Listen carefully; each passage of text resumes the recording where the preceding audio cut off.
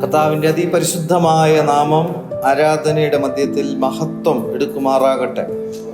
ദൈവസന്നിധിയിൽ രക്ഷയുടെ അനുഭവം അനുഭവിപ്പാനും ക്രിസ്തുവിൽ പ്രത്യാശയോടുകൂടി നമ്മുടെ ജീവനം കഴിപ്പാനും പരിശുദ്ധാത്മാവും വചനത്തിലൂടെ നമ്മെ നയിക്കുന്ന കൃപകളെ ഓർത്ത് ഞാൻ നന്ദിയോടെ ദൈവത്തിന് സ്തുതി സ്തോത്രങ്ങൾ അർപ്പിക്കുന്നു. മോഷ്ടിപ്പാനും അറുപ്പാനും മുടിപ്പാനും അത്രേ കള്ളൻ വരുന്നത്. പിശാചിന്റെ ലക്ഷ്യം നമ്മെ ദൈവത്തിൽ നിന്ന് മോഷ്ടിച്ച് കളയുക, ദൈവവുമായിട്ടുള്ള ബന്ധത്തെ അറുത്ത് കളയുക, ദൈവത്തിൽ നിന്ന് എന്നേക്കുമായി മനുഷ്യനെ നിത്യ നരകത്തിലേക്ക് എന്ത് ചെയ്യുക, മുടിച്ചു കളയുക. ഇതാണ് പിശാചിന്റെ ലക്ഷ്യം.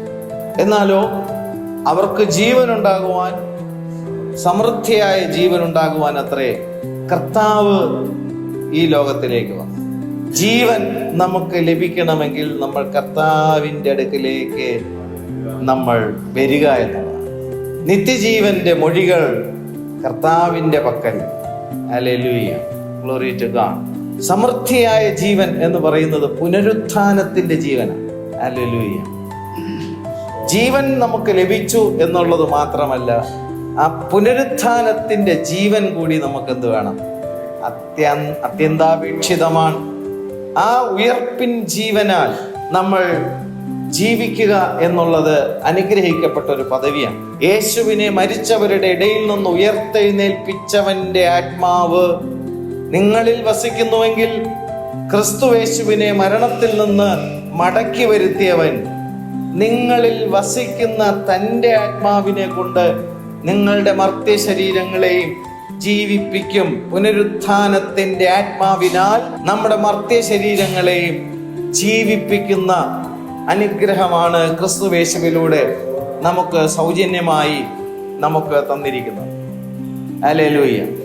ദൈവം തൻ്റെ ജനത്തെ എന്ന് പറയുമ്പോൾ അബ്രഹാമിൽ നിന്ന് ഉരുത്തിരിഞ്ഞു വന്ന ഇസ്രായേൽ ജനത്തെ അബ്രഹാമിനോട് ദൈവം കൊടുത്ത വാഗ്ദത്ത പ്രകാരം ഒരു ജാതിയാക്കും എന്ന് ദൈവം കൊടുത്ത വാഗ്ദത്ത പ്രകാരം ഇസ്രായേൽ ജനം, ആ ഇസ്രായേൽ ജനത്തിന് ദൈവത്തിന്റെ ന്യായപ്രമാണം എന്ത് ചെയ്യുന്നു? കൊടുക്കുന്നു.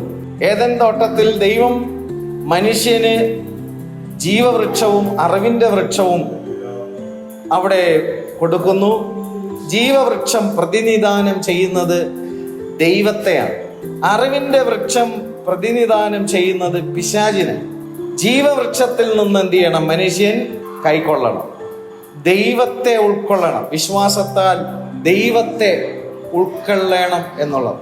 എന്നാൽ മനുഷ്യൻ സ്വന്തം ഇച്ഛയിൽ അറിവിന്റെ വൃക്ഷത്തിന്റെ ഫലം സ്വീകരിപ്പാൻ സ്വന്തം ഇച്ഛയെ അവൻ എന്ത് ചെയ്യുന്നു? ഉപയോഗിക്കുന്നു. അന്ന് തുടങ്ങി മനുഷ്യൻ സ്വ ഇച്ഛയിലാണ് എന്ത് ചെയ്യുന്നത്? ജീവിക്കുന്നു. അങ്ങനെ ആത്മാവ് ദൈവത്തിൽ നിന്ന് അന്യപ്പെട്ടു പോകുമ്പോൾ, സ്വ ഇഷ്ടമനുസരിച്ച് ജീവിക്കുമ്പോൾ, ദൈവം കരുണയുള്ള ദൈവമാകയാൽ ദൈവം എന്ത് ചെയ്യുന്നു? കാലത്തിന്റെ സമ്പൂർണതയിൽ കർത്താവായ യേശുക്രിസ്തുവിനെ എന്ത് ചെയ്യുന്നു? ഈ ഭൂമിയിലേക്ക് അയക്കുന്നു. Glory to God. കർത്താവ് ഈ ഭൂമിയിലേക്ക് വന്ന് ഏദൻ തോട്ടത്തിൽ നഷ്ടപ്പെട്ടു പോയ ജീവനെ മനുഷ്യൻ എന്ത് ചെയ്യുന്നു? മടക്കിത്തരുന്നു. Glory to God. ആ മടക്കിത്തരുന്ന ജീവനെ ദാഹത്തോടുകൂടി ഉൾക്കൊള്ളുവാനായിരിക്കണം ദൈവത്തിന്റെ ജനം ദൈവസന്നിധിയിലേക്ക് എന്ത് ചെയ്യാൻ വരേണ്ടി.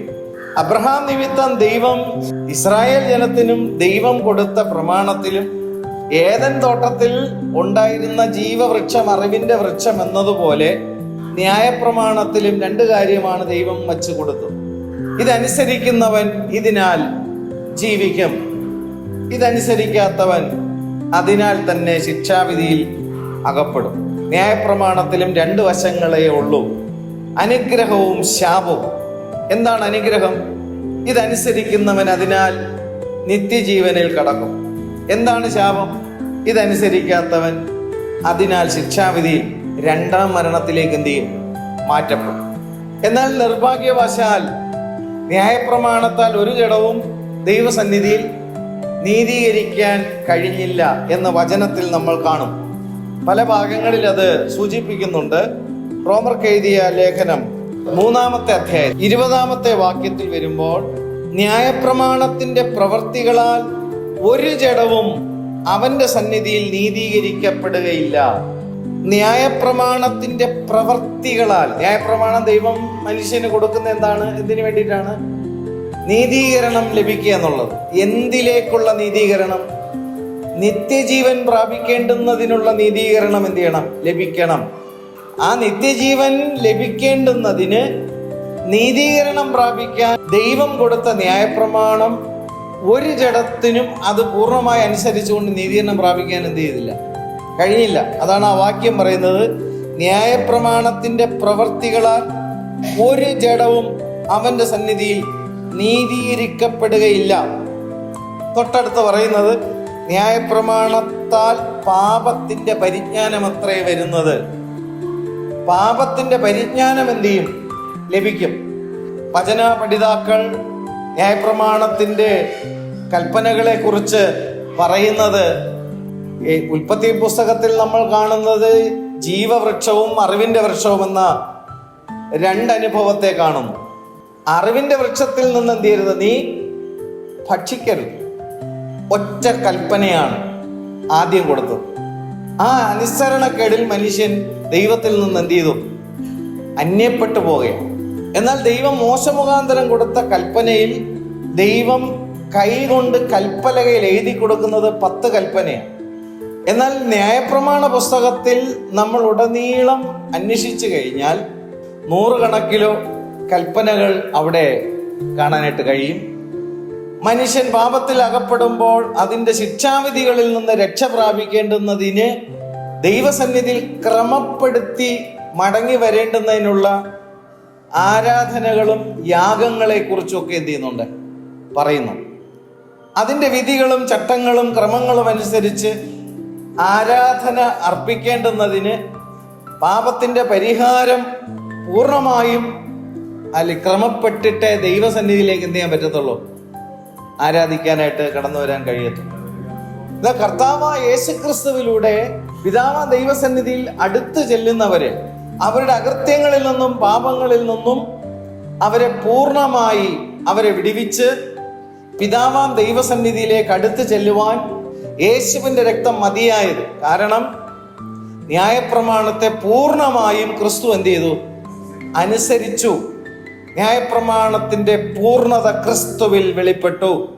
ക്രിസ്തുവിന്റെ ശരീരം, ഹല്ലേലൂയ, ന്യായപ്രമാണത്തിന്റെ നിവർത്തി വെളിപ്പെട്ടതുകൊണ്ട് മരണത്തിന് ക്രിസ്തുവിന്റെ ശരീരത്തെ മൂടി വയ്ക്കാൻ എന്ത് ചെയ്തില്ല?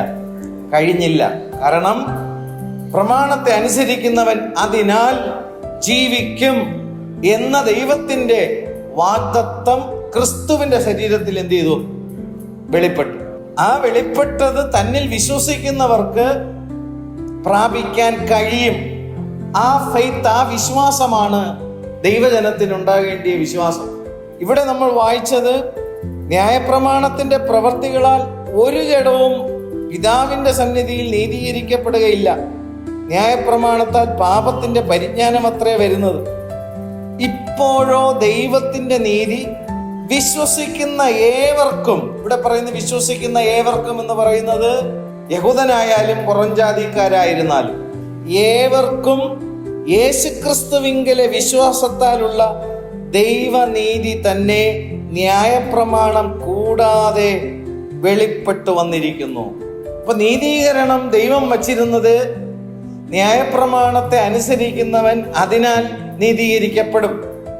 അങ്ങനെ നീതീകരിക്കപ്പെടുന്നവൻ നിത്യജീവൻ എന്ത് ചെയ്യും? അവകാശിയായി തീരും. പക്ഷെ മനുഷ്യനത് സാധിക്കാതെ പോയി. ഒരു ജഡവും അവന്റെ സന്നിധിയിൽ നീതീകരണം പ്രാപിക്കാൻ കഴിയാതെ പോയി. എന്നാൽ കർത്താവായ യേശുക്രിസ്തുവിൽ വിശ്വസിക്കുന്ന ഏവർക്കും ലഭിക്കുന്ന നീതീകരണം എന്താണ്? വിശ്വാസ നീതീകരണം. പ്രവൃത്തിയാലുള്ള നീതീകരണമുണ്ട്, വിശ്വാസത്താലുള്ള നീതീകരണമുണ്ട്. പ്രവൃത്തിയാൽ ഒരു ജഡവും എന്ത് ചെയ്യുന്നില്ല? നീതീകരിക്കപ്പെടാതിരിക്കുമ്പോൾ വിശ്വാസത്താൽ, തന്നിൽ വിശ്വസിക്കുന്ന വിശ്വാസത്താൽ, ആ വിശ്വാസം എന്താണ്? ശിക്ഷാവിധിയിൽ നിന്ന് രക്ഷ പ്രാപിക്കുന്ന വിശ്വാസം. ആ വിശ്വാസം എന്താണ്? നീതീകരണത്തിലൂടെ നിത്യജീവൻ അവകാശമാക്കുവാനുള്ള വിശ്വാസം.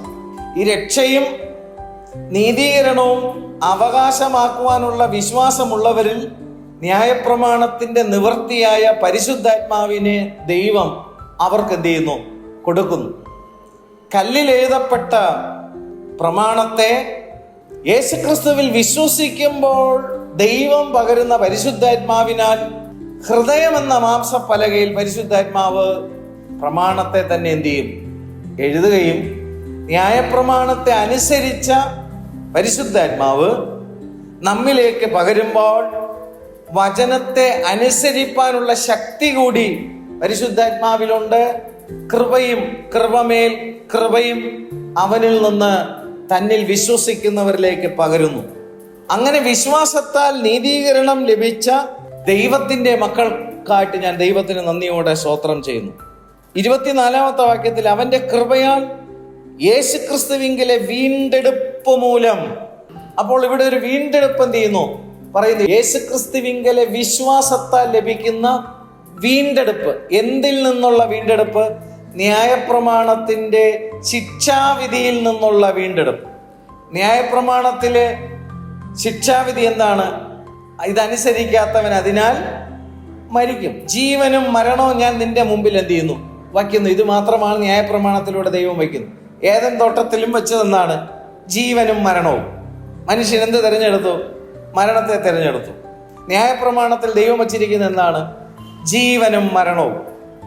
Glory to God. മനുഷ്യൻ ജീവനിലേക്ക് കടക്കാൻ എന്ത് ചെയ്തില്ല? കഴിഞ്ഞില്ല. യേശുക്രിസ്തുവിൽ എന്താണ് വച്ചിരിക്കുന്നത്? വിശ്വസിക്കുന്നവൻ ശിക്ഷാവിധിയിൽ അകപ്പെടുകയില്ല. വിശ്വസിക്കാത്തവനോ ശിക്ഷാവിധിയിൽ അകപ്പെടും. മനുഷ്യൻ ഇന്ന് എന്താണ് തിരഞ്ഞെടുക്കുന്നത്? വിശ്വസിച്ച് ജീവരക്ഷ പ്രാപിക്കാനാണോ? അല്ല.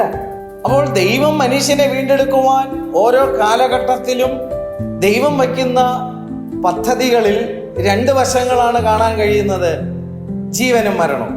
മനുഷ്യൻ മരണത്തിൽ നിന്ന്, നിത്യമരണത്തിൽ നിന്ന് നിത്യജീവനിൽ കടക്കാൻ ദൈവം ആവർത്തിച്ച് അതിനുള്ള അവസരങ്ങൾ എന്ത് ചെയ്യുന്നു?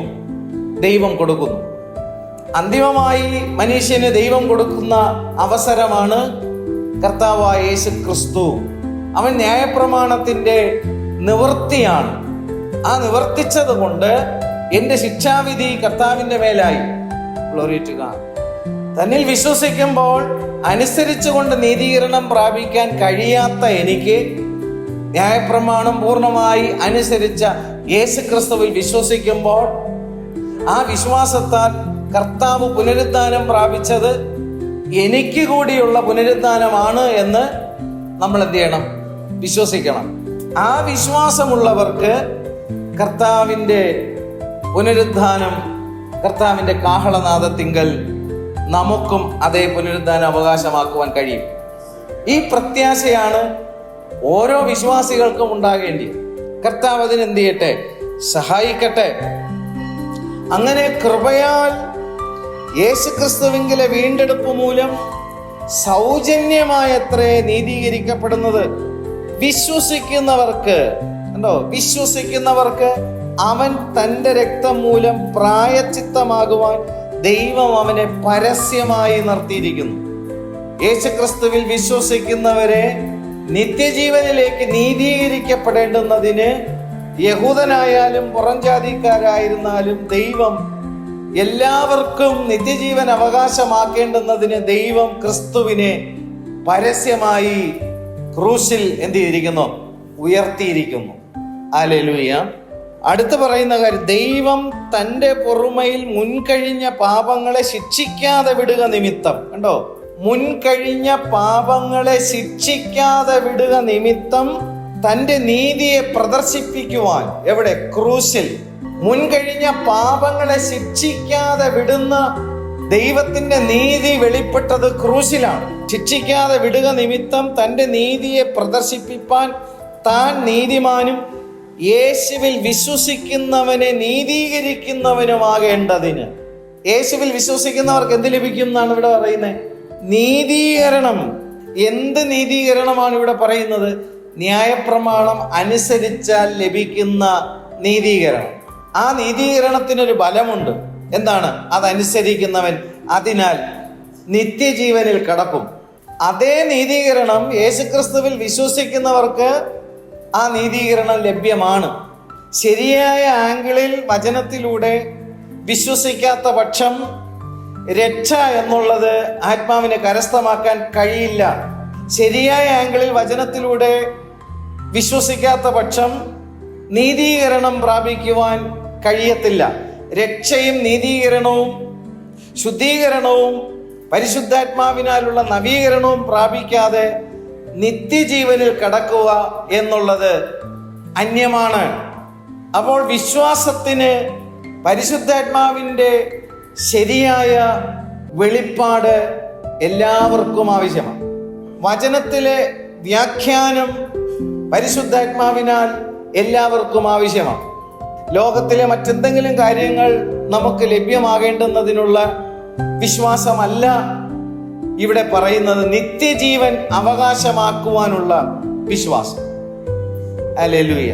അപ്പോൾ ഇവിടെ വായിച്ചത് ഇങ്ങനെയാണ്: ദൈവം തന്റെ പൊറുമയിൽ മുൻകഴിഞ്ഞ പാപങ്ങളെ ശിക്ഷിക്കാതെ വിടുക നിമിത്തം തന്റെ നീതിയെ പ്രദർശിപ്പിക്കുവാൻ താൻ നീതിമാനും താൻ മാത്രമാണ് ന്യായപ്രമാണത്തെ എന്ത് ചെയ്തേ പൂർണ്ണമായി അനുസരിച്ചത് കൊണ്ട് താൻ മാത്രമാണ് ന്യായപ്രമാണ പ്രകാരം നിഷ്കളങ്കൻ, നിർദോഷൻ, പാപമില്ലാത്തവൻ, പാപമറിയാത്തവൻ, പാപം ചെയ്യാത്തവൻ, അവനിൽ പാപമില്ല. ഹല്ലേലൂയ. സ്ത്രീയുടെ സന്തതിയായി ജനിച്ച് മരിച്ച് അടക്കപ്പെട്ടു. പക്ഷെ ക്രിസ്തു എന്ത് ചെയ്തു? പുനരുദ്ധാനം പ്രാപിച്ചു. ദാവീദിന്റെ കുലത്തിൽ നിന്ന് ജനിച്ച് മരിച്ച് അടക്കപ്പെട്ട് ഉയർത്തെഴുന്നേറ്റ ക്രിസ്തു അത്രേ ഞങ്ങളുടെ സുവിശേഷം. ആ ഉയർപ്പിന് അനന്തരമുള്ളതാണ് എന്ത്? ഞങ്ങൾക്ക് പറയാനുള്ള സുവിശേഷം. ദാവീദിന്റെ കുലത്തിൽ നിന്ന് ജനിച്ചിട്ടുള്ള സകലരും ഈ ലോകത്തിൽ ജീവിക്കുകയും മരിക്കുകയും ദ്രവത്വത്തിലേക്ക് പോവുകയും ദാവീദും ദ്രവത്വത്തിലേക്ക് പോവുകയും ചെയ്തു. പക്ഷേ അതേ കുലത്തിൽ നിന്ന് വന്ന് ജനിച്ച് ജീവിച്ച് മരിച്ചടക്കപ്പെട്ടവൻ ഒരുവൻ ഇതാ മരണത്തിനപ്പുറത്തേക്ക് ജീവനിൽ കടന്നിരിക്കുന്നു. അവനെ ഞങ്ങൾ കണ്ടു, ഞങ്ങൾ തൊട്ടു, ഞങ്ങൾ കേട്ടു. പുനരുദ്ധാനം പ്രാപിച്ച ക്രിസ്തുവാണ് ഞങ്ങൾക്ക് പറയാനുള്ള സുവിശേഷം. നിത്യജീവന്റെ സുവിശേഷം, രക്ഷയുടെ സുവിശേഷം, നീതീകരണത്തിന്റെ സുവിശേഷം, പരിശുദ്ധാത്മാവിനാലുള്ള നവീകരണത്തിന്റെ സുവിശേഷം, ശുദ്ധീകരണത്തിന്റെ സുവിശേഷം, ക്രൂശിന്റെ വചനം, നിത്യജീവന്റെ വചനം, തേജസ്കരണം പ്രാപിക്കുന്ന വചനം, ഇതാണ് ഞങ്ങൾക്ക് പറയാനുള്ള സുവിശേഷം. നിർഭാഗ്യവശാൽ ഇന്ന് ഈ സുവിശേഷം താല്പര്യമില്ലാത്ത അനുഭവത്തിലേക്ക് എന്ത് ചെയ്യുന്നു? പോകുന്നു. കാരണം വെളിപ്പെടുത്തി കൊടുക്കുവാൻ ദൈവത്തിന്റെ ആലോചന സഭയിൽ നിൽക്കാനോ പ്രാർത്ഥനയോടെ വെളിപ്പാടിന്റെ ആത്മാവിനാൽ വചനത്തിൽ നിന്ന് പ്രാപിക്കുവാനോ ജനത്തെ വചനത്തിന്റെ അടിസ്ഥാനത്തിൽ നിത്യജീവനിലേക്ക് പഠിപ്പിക്കുവാനോ ഇന്ന് പലപ്പോഴും നേതൃത്വ നിരയിൽ നിൽക്കുന്നവർക്ക് താല്പര്യമില്ലാത്തത് കൊണ്ടാണ് ഇന്ന് ഈ വിപത്തിലേക്ക് എന്ത് ചെയ്യുന്നത്? പോകുന്നു. ഹല്ലേലൂയ. ദൈവം നീതിമാനാണ്. നമ്മൾ ദൈവത്തെ ഭയപ്പെടുക. സകല ജഡത്തെയും ദൈവം ന്യായം വിധിക്കുമെന്നാണ് വചനം എന്ത് ചെയ്യുന്നത്? ന്യായം വിധിക്കുന്ന ദൈവത്തെയാണ് നമ്മൾ എന്ത് ചെയ്യേണ്ടത്? ഭയപ്പെടേണ്ടത്. നമ്മൾ എല്ലാവരും ഒരു ദിവസം ദൈവത്തിന്റെ ന്യായാസനത്തിന്റെ മുമ്പിൽ നിൽക്കേണ്ടി വരും. അതാണ് നമ്മൾ ഭയപ്പെടേണ്ടത്. അവൻ ചിലരെ നിത്യനരകത്തിലേക്ക് എന്ത് ചെയ്യും? നീക്കിക്കളയുമ്പോൾ അത് നമ്മൾ ഭയപ്പെടണം.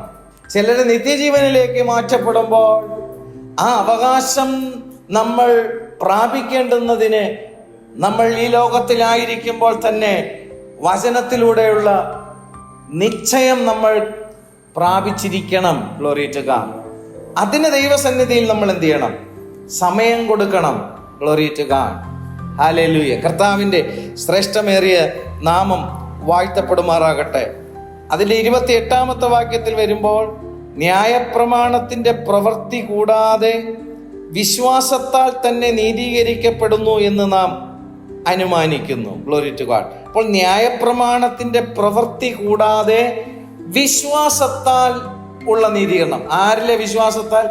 യേശു ക്രിസ്തുവിലെ വിശ്വാസത്താൽ നീതീകരണം നമ്മൾ പ്രാപിക്കുന്നു എന്ന് നമ്മൾ എന്ത് ചെയ്യുന്നു? അറിയുന്നു. നീതീകരണത്തിന് അനന്തരം നമുക്ക് ലഭിക്കുന്നത് എന്താണ്? നിത്യജീവൻ. ന്യായപ്രമാണത്തിലൂടെ മനുഷ്യന് എന്തിനെ കുറിച്ചിട്ടുള്ള ബോധ്യമുണ്ടായി? പാപത്തെക്കുറിച്ചുള്ള പരിജ്ഞാനമുണ്ടായി. പക്ഷെ അത് അതിജീവിക്കാനുള്ള ശക്തി ന്യായപ്രമാണത്തിന് കൊടുക്കാൻ എന്ത് ചെയ്തില്ല? കഴിഞ്ഞില്ല. എന്നാൽ വചനത്തിന്റെ ശക്തി എന്ന് പറയുന്നത് പരിശുദ്ധാത്മാവാണ്. വചനത്തിന്റെ ജീവൻ എന്ന് പറയുന്നത് പരിശുദ്ധാത്മാവ്. എഴുതപ്പെട്ട വചനം എഴുതപ്പെട്ട രീതിയിൽ വായിക്കുവാൻ ആർക്കും കഴിയും. പക്ഷെ എഴുതപ്പെട്ട വചനം അതിന്റെ ജീവൻ എന്ന് പറയുന്നത് പരിശുദ്ധാത്മാവാണ്. എഴുതപ്പെട്ട വചനം ഏറ്റെടുക്കുമ്പോൾ ആ വ്യക്തിയിലേക്ക് പരിശുദ്ധാത്മാവിന്റെ പകർച്ചയുണ്ടാകുമ്പോൾ വചനത്തിന്റെ ജീവനെയാണ് അവൻ പ്രാപിക്കുന്നത്. ന്യായപ്രമാണം എഴുതപ്പെട്ട വചനത്തിൽ നിവർത്തീകരിക്കുന്ന പരിശുദ്ധാത്മാവ് അവൻ എന്ത് ചെയ്തിരുന്നില്ല? ലഭിച്ചിരുന്നില്ല. എന്നാൽ യേശുക്രിസ്തുവിലൂടെ നമുക്കിന്ന് ലഭിച്ചിരിക്കുന്നത് എഴുതപ്പെട്ട വചനം മാത്രമല്ല, എഴുതപ്പെട്ട വചനത്തിന്റെ നിവർത്തിയായ പരിശുദ്ധാത്മാവ് കൂടിയാണ്. അതാണ് നമ്മുടെ പ്രത്യാശ. എഴുതപ്പെട്ട വചനം അനുസരിക്കാൻ യഹൂദജനത്തിന് കഴിയാതെ പോയപ്പോൾ എഴുതപ്പെട്ട വചനം അനുസരിച്ച പരിശുദ്ധാത്മാവ് നമ്മിൽ അധിവസിക്കുന്നു. അതാണ് നമ്മുടെ പ്രത്യാശ. Hallelujah, hallelujah. അക്ഷരം കൊല്ലുന്നു എന്ന് പറഞ്ഞാൽ എന്താ? അക്ഷരം അനുസരിക്കാൻ ഉള്ള ആത്മാവ് ന്യായപ്രമാണം ലഭിച്ചവർക്ക് ഇല്ലാതെ വരുമ്പോൾ അതിലെ ശിക്ഷാവിധി അവനെ എന്ത് ചെയ്യും? അവനെ കൊല്ലുന്നു. എന്നാലോ അക്ഷരവചനത്തെ അനുസരിച്ച പരിശുദ്ധാത്മാവ് ജീവിപ്പിക്കുന്നു. Glory to God, hallelujah. കർത്താവിന്റെ നാമം മഹത്വം എടുക്കുമാറാകട്ടെ. റോമർ 7-ാമത്തെ അധ്യായത്തിൽ 6-ാമത്തെ വാക്യത്തിൽ അക്ഷരത്തിന്റെ പഴക്കത്തിലല്ല ആത്മാവിന്റെ പുതുക്കത്തിൽ തന്നെ സേവിക്കേണ്ടുന്നതിന് നാം ന്യായപ്രമാണത്തിൽ നിന്ന് ഒഴിവുള്ളവരായിരിക്കുന്നു. അക്ഷരത്തിന്റെ പഴക്കത്തിലല്ല, ആത്മാവിന്റെ പുതുക്കത്തിൽ ദൈവത്തെ സേവിക്കേണ്ടതിന് നാം ന്യായപ്രമാണത്തിൽ നിന്ന് ഒഴിവുള്ളവരായിരിക്കും. അപ്പോൾ അക്ഷരത്തിന്റെ പഴക്കത്തിന്റെ ആരാധനയുണ്ട്, ആത്മാവിന്റെ പുതുക്കത്തിന്റെ ആരാധനയുണ്ട്. അക്ഷരത്തിന്റെ പഴക്കത്തിലെ ആരാധന എന്ന് പറയുന്നത് ന്യായപ്രമാണ പ്രകാരമുള്ള ആരാധനാക്രമങ്ങളാണ്. എന്നാൽ പുറംജാതികളായിരിക്കുന്നവർ യേശുക്രിസ്തുവിലൂടെയുള്ള വിശ്വാസത്തിലൂടെ നീതീകരണം പ്രാപിച്ചവർക്ക് ന്യായപ്രമാണത്തിന്റെ നിവൃത്തിയായ പരിശുദ്ധാത്മാ, ന്യായപ്രമാണത്തിന്റെ നിവൃത്തി എന്ന് പറയുമ്പോൾ ന്യായപ്രമാണത്തിന്റെ നിത്യജീവൻ പരിശുദ്ധാത്മാവിലാണ് എന്ത് ചെയ്തത്? വെളിപ്പെട്ടത്. ഹല്ലേലൂയ. അപ്പോൾ ന്യായപ്രമാണം മനുഷ്യന് പാപത്തെക്കുറിച്ചുള്ള പരിജ്ഞാനം അന്ന് കൊടുക്കുമ്പോൾ പുതിയ നിയമത്തിൽ പാപത്തെക്കുറിച്ചുള്ള പരിജ്ഞാനം കൊടുക്കുന്നത് പരിശുദ്ധാത്മാവ്. പഴയ നിയമത്തിൽ അക്ഷരത്തിലാണ് പാപബോധം എന്ത് ചെയ്യുന്നത്? ന്യായപ്രമാണത്തിലൂടെ കൊടുക്കുന്നത്. പുതിയ നിയമത്തിലോ ദൈവത്തിന്റെ ആത്മാവ് ലഭിച്ചിരിക്കുന്നവരുടെ ഉള്ളിൽ പ്രമാണത്തിൽ തന്നെ പറഞ്ഞിരിക്കുന്ന പാപത്തെക്കുറിച്ചിട്ടുള്ള ബോധ്യം, ഇവന് പ്രമാണം ഒരുപക്ഷെ വായിച്ചിട്ടില്ലെങ്കിൽ പോലും ലഭിച്ചിരിക്കുന്ന ആത്മാവ് പാപത്തെക്കുറിച്ച് എന്ത് ചെയ്യും? അവന് ബോധ്യം കൊടുക്കും. കാരണം ദൈവത്തിന്റെ ആത്മാവ് നിത്യജീവനിലേക്ക് ഈ വ്യക്തി എന്ത് ചെയ്യാനുണ്ട്? എത്തിക്കാനുണ്ട്. യേശുക്രിസ്തുവിൽ വിശ്വസിച്ചപ്പോൾ ശിക്ഷാവിധിയിൽ നിന്നുള്ള രക്ഷയും നീതീകരണം പ്രാപിക്കേണ്ടുന്നതിന് ഉള്ള വിശ്വാസവും നമുക്കുണ്ടായപ്പോഴാണ് ദൈവത്തിന്റെ പരിശുദ്ധാത്മാവ് എന്ത് ചെയ്യുന്നത്? ആ പകർച്ച നമ്മിലേക്ക് വരുന്നത്. രക്ഷിക്കപ്പെടാത്തവന് പരിശുദ്ധാത്മാവിന്റെ പകർച്ച ഉണ്ടാകും. യേശുക്രിസ്തുവിൽ വിശ്വസിക്കുന്നതിലൂടെയുള്ള നീതീകരണം, ന്യായപ്രമാണത്തെ അനുസരിക്കുന്നവൻ അതിനാൽ ജീവിക്കുമെന്നുള്ള നീതീകരണം, അതിൽ വിശ്വസിക്കുന്നവരിൽ ദൈവം തന്റെ ആത്മപകർച്ച എന്ത് ചെയ്യുന്നു? കൊടുക്കുമ്പോൾ അക്ഷരത്തിന്റെ പഴക്കത്തിലെ ആരാധനയല്ല, ആത്മാവിന്റെ പുതുക്കത്തിലെ ആരാധനയിലേക്ക് ഒരു വ്യക്തി എന്ത് ചെയ്യും? പ്രവേശിക്കും. എല്ലാ ദിവസവും ദൈവത്തിന്റെ ആത്മാവിനാൽ പുതുക്കപ്പെടുന്ന അനുഭവത്തിൽ ദൈവത്തെ ആരാധിപ്പാൻ വിളിക്കപ്പെട്ടവരാണ്. യേശുക്രിസ്തുവിൽ വിശ്വസിക്കുന്ന വിശ്വാസത്താൽ ദൈവം രക്ഷയ്ക്ക് വിളിച്ചു വേർപെടുത്തിയവർ, നീതീകരണത്തിലേക്ക് വിളിച്ചു വേർപെടുത്തിയവർ, നിത്യജീവൻ അവകാശമാക്കുവാൻ തക്കവണ്ണം പരിശുദ്ധാത്മാവിന്റെ പകർച്ച കൊടുത്ത ദൈവത്തിന്റെ മക്കൾ. ഹല്ലേലൂയ. കർത്താവിന്റെ നാമം വാഴ്ത്തപ്പെടുമാറാകട്ടെ. ഈ 7-ാമത്തെ അധ്യായത്തിൽ നമ്മൾ വരുമ്പോൾ അപ്പോസ്തലനായ പൗലോസ് ചില കാര്യങ്ങളെക്കുറിച്ച് മനസ്സിലാക്കിയതിന് അനന്തരം ദൈവത്തിന്റെ സന്നിധിയിൽ നിലവിളിക്കുന്ന ഒരു നിലവിളിയുണ്ട്. 24-ാമത്തെ വാക്യത്തിൽ വരുമ്പോൾ, അയ്യോ ഞാൻ അരിഷ്ട മനുഷ്യൻ, ഈ മരണത്തിന് അധീനമായ ശരീരത്തിൽ നിന്ന് എന്നെ ആർ വിടുവിക്കും? താൻ ചില കാര്യങ്ങളെക്കുറിച്ച് അറിഞ്ഞപ്പോൾ തൻ്റെ ആത്മാവ് നിത്യജീവനിലേക്ക് പ്രവേശിക്കുവാൻ തന്നെ ആര് വിടുവിക്കും എന്നുള്ള കാര്യം ദൈവസന്നിധിയിൽ എന്ത് ചെയ്യാണ്? നിലവിളിക്കുക. തനിക്കൊരു കാര്യം മനസ്സിലായി, പല പോരാട്ടങ്ങൾ തന്നിൽ എന്ത് ചെയ്യുന്നു? ഉണ്ടാകുന്നു. ആ പോരാട്ടങ്ങളെ കുറിച്ച് പറയുമ്പോൾ 14 വാക്യം മുതൽ വായിക്കുമ്പോൾ, ന്യായപ്രമാണം ആത്മീയമെന്ന് നാം അറിയുന്നുവല്ലോ, ഞാനോ ജഡമയൻ. ആത്മീയമായ പ്രമാണവും ജഡമയനായ ഞാൻ, ഇത് തമ്മിൽ എന്തുണ്ട്? പോരാട്ടം. പാപത്തിന് ദാസനായി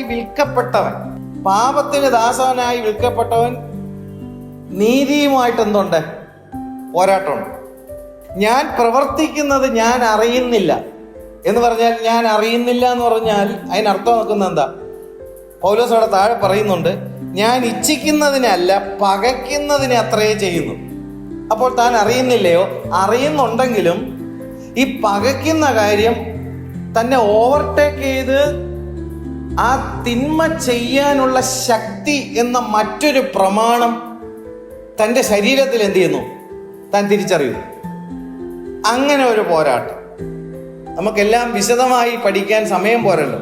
വീണ്ടും പറഞ്ഞു, ഞാൻ ഇച്ഛിക്കാത്തതിനെ ചെയ്യുന്നു. അങ്ങനെ ഒരു പോരാട്ടം. ന്യായപ്രമാണം നല്ലതാണ്, അത് ആത്മീയമാണ്. പക്ഷെ അതനുസരിക്കുവാൻ തക്കവണ്ണം ഉള്ള ശക്തി എന്നിലില്ലാത്തത് കൊണ്ട് എന്നെ വാഴുന്ന മറ്റ് പല കാര്യങ്ങൾ, എന്നെ അടിമപ്പെടുത്തുന്ന പാപത്തിൻ്റെ പ്രമാണം അവിടെ കൃത്യമായിട്ട് പറയുന്നുണ്ട്. 21 വാക്യത്തിൽ, നന്മ ചെയ്യുവാൻ ഇച്ഛിക്കുന്ന ഞാൻ തിന്മ എൻ്റെ പക്കൽ ഉണ്ട് എന്നൊരു പ്രമാണം. അപ്പൊ തിന്മ എന്നുള്ളൊരു പ്രമാണം എന്ത് ചെയ്യുന്നു? തനിക്കെതിരെ നിൽക്കുക. വീണ്ടും പറയുന്നത് എന്താണെന്നറിയോ? 23 വാക്യത്തിൽ, എൻ്റെ ബുദ്ധിയുടെ പ്രമാണം. മറ്റൊരു കാര്യം അവിടെ പറയുന്നു, ബുദ്ധിയുടെ പ്രമാണം. 23 വാക്യത്തിൽ 2-ാം പകുതിയിൽ താഴെ നോക്കുമ്പോൾ ശ്രദ്ധിക്കുക, പാപത്തിന്റെ പ്രമാണം. എല്ലാം എന്ത് തന്നെയാണ്? ബുദ്ധിയുടെ പ്രമാണം, പാപത്തിന്റെ പ്രമാണം, തിന്മയുടെ പ്രമാണം. ഹല്ലേലൂയ. ഇതെല്ലാം കൂടെ കൊണ്ട് എന്ത് ചെയ്യാണ്? തന്നോട് പോരാടിയപ്പോൾ ഈ കാര്യങ്ങളെക്കുറിച്ച് തനിക്ക് മനസ്സിലായപ്പോൾ തൻ്റെ ആത്മാവിനെ കുറിച്ച് താൻ ചിന്തിച്ചിട്ട് താൻ എഴുതിയാണ്, ഈ മരണമുള്ള ശരീരത്തിനകത്ത് നിത്യജീവനുള്ള ആത്മാവ് എന്ത് ചെയ്തിരിക്കുന്നു? അകപ്പെട്ടിരിക്കുന്നു. ഈ മരണത്തിന് അധീനപ്പെട്ടു പോയ ശരീരത്തിൽ നിന്ന് എന്നെ ഈ പ്രമാണങ്ങളിൽ നിന്ന്, ഈ അടിമപ്പെടുത്തുന്ന പ്രമാണങ്ങളിൽ നിന്ന്, പാപപ്രമാണങ്ങളിൽ നിന്ന്, ബുദ്ധിയുടെ പ്രമാണങ്ങളിൽ നിന്ന്, തിന്മയുടെ പ്രമാണത്തിൽ നിന്ന്, ശാപത്തിന്റെ പ്രമാണത്തിൽ നിന്ന് എന്നെ ആർ വിടുവിക്കും? പൗലോസ് നിലവിളി, അയ്യോ ഞാനൊരിഷ്ട മനുഷ്യൻ. പത്തായത്തിനകത്ത് അകപ്പെട്ടു പോയ ഒരു എലിയെ പോലെ തൻ്റെ ആത്മാവ് ജഡശരീരത്തിൽ അങ്ങോട്ടും ഇങ്ങോട്ടും എന്ത് ചെയ്യുന്നു? ഓടുകയാണ്. രക്ഷപ്പെടാൻ വല്ല പഴുത് ഉണ്ടോ എന്ന്. എന്നിട്ട് താൻ ഒടുവിൽ പറയുകയാണ്, ഞാൻ കർത്താവായ യേശുക്രിസ്തുവിന് മഹത്വപ്പെടുത്തുന്നു. യേശുക്രിസ്തു മുഖാന്തരം ഞാൻ ദൈവത്തിന് സ്തോത്രം ചെയ്യുന്നു. കാരണം യേശുക്രിസ്തു മുഖാന്തരം ഇതിൽ നിന്ന് വിടുതൽ പ്രാപിക്കുവാൻ കഴിയും. മറ്റൊരുവനാലും അത് സാധ്യമല്ല. ഈ മർത്യമായ ശരീരത്തിനകത്ത് അകപ്പെട്ടിരിക്കുന്ന ആത്മാവിനെ നിത്യജീവനിലേക്ക് എത്തിക്കുവാൻ ഈ പറയപ്പെട്ട പോരാട്ടങ്ങളിൽ നിന്ന് വിടുതൽ കൊടുത്ത് നിത്യജീവനിൽ എത്തിക്കുവാൻ യേശുക്രിസ്തുവിന് സാധ്യമാണെന്ന് പൗലോസ് കണ്ടു. ഇന്ന് ആൾക്കാരുടെ പോരാട്ടം എന്താണ്? ഭൗമികമായ ചില നന്മകൾ ഉണ്ടാകുന്നില്ല. ആഗ്രഹിക്കുന്ന വിഷയങ്ങളെ പിശാച് തടഞ്ഞു വച്ചിരിക്കുന്നു. ലോകപരമായിട്ടുള്ള നന്മകൾ പിശാച് എന്ത് ചെയ്യുന്നു? ഒന്നും തന്നെ എന്ത് ചെയ്യുന്നില്ല, അനുവദിക്കുന്നില്ല. ആ അനുവദിക്കാതെ തടഞ്ഞു വെച്ചിരിക്കുന്ന പോരാട്ടത്തിന്റെ ശക്തികളെ ഞാൻ എന്ത് ചെയ്യുന്നു? ശാസിക്കുന്നു, വിടുവിക്കുന്നു. എന്നാ പിടിച്ചോ. പ്രിയമുള്ളവരെ, ഓർത്തുകൊള്ളണം, കർത്താവായ യേശുക്രിസ്തുവിനോട് പോലും പിശാച് പറഞ്ഞ കാര്യം എന്താണ്? ഈ ലോകത്തിന്റെ മഹിമ മുഴുവനും എൻ്റെ കയ്യിലാണ്. നീ എന്നെ ഒന്ന് വീണ് നമസ്കരിച്ചു കഴിഞ്ഞാൽ ഈ അധികാരം ഞാൻ നിനക്ക് എന്ത് ചെയ്യും? തരാം. അപ്പോൾ ലോകത്തിന്റെ മഹിമയിലേക്ക് വലിക്കുന്നത് ആരാണെന്നുള്ള കാര്യം ഓർത്തുകൊള്ളണം. ഇവിടെ പറഞ്ഞിരിക്കുന്ന പോരാട്ടം എന്താണ്? ജീവനിലേക്ക്, നിത്യജീവനിലേക്കുള്ള പോരാട്ടം. ആ നിത്യജീവനിലേക്കുള്ള പോരാട്ടം തന്റെ ജഡത്തിലൊരു പ്രമാണമുണ്ട്. തിന്മയുടെ പ്രമാണം എന്ന മറ്റൊരു പ്രമാണം, പാപത്തിന്റെ പ്രമാണം, അല്ലെങ്കിൽ ബുദ്ധിയുടെ പ്രമാണം. ഞാൻ എൻ്റെ ബുദ്ധി കൊണ്ട് ന്യായപ്രമാണത്തിൽ എന്ത് ചെയ്യുന്നു? രസിക്കുന്നുവെങ്കിലും എൻ്റെ അവയവങ്ങളിൽ പോരാടുന്ന മറ്റൊരു പ്രമാണം അതെന്നെ പാപത്തിന് എന്ത് ചെയ്യുന്നു? ബദ്ധനാക്കി കളയുന്നു. ഈ പ്രമാണങ്ങളോട് ഇന്ന് ജനത്തിന് പോരാട്ടം വല്ലതും ഉണ്ടോ? നിത്യജീവൻ അവകാശമാക്കുവാൻ വിളിക്കപ്പെട്ടവരിൽ ഈ പോരാട്ടം ഉണ്ടാകും. ആ പോരാട്ടത്തെ അതിജീവിക്കാനായിരിക്കണം നമ്മൾ ക്രിസ്തുവിൽ എന്ത് ചെയ്യേണ്ടത്? വിശ്വസിക്കേണ്ടത്. ക്രിസ്തുവിന് മാത്രമേ ഈ പോരാട്ടത്തിൽ നിന്നൊരു വ്യക്തിയെ പുറത്തു കൊണ്ടുവരുവാൻ, നിത്യജീവനിലേക്ക് പുറത്തു കൊണ്ടുവരാൻ കഴിയത്തുള്ളൂ. അതാണ് പൗലോസ് പറഞ്ഞത്, ഞാൻ കർത്താവായ യേശുക്രിസ്തു നിമിത്തം പിതാവാം ദൈവത്തെ മഹത്വപ്പെടുത്തുന്നു. 8-ാമത്തെ അധ്യായത്തിൽ വരുമ്പോഴോ, അതുകൊണ്ട് ഇപ്പോൾ ക്രിസ്തു യേശുവിലുള്ളവർക്ക് ഒരു ശിക്ഷാവിധിയുമില്ല. യഹൂദൻ ന്യായപ്രമാണത്തിൽ തന്നെ നിൽക്കുകയാണ്.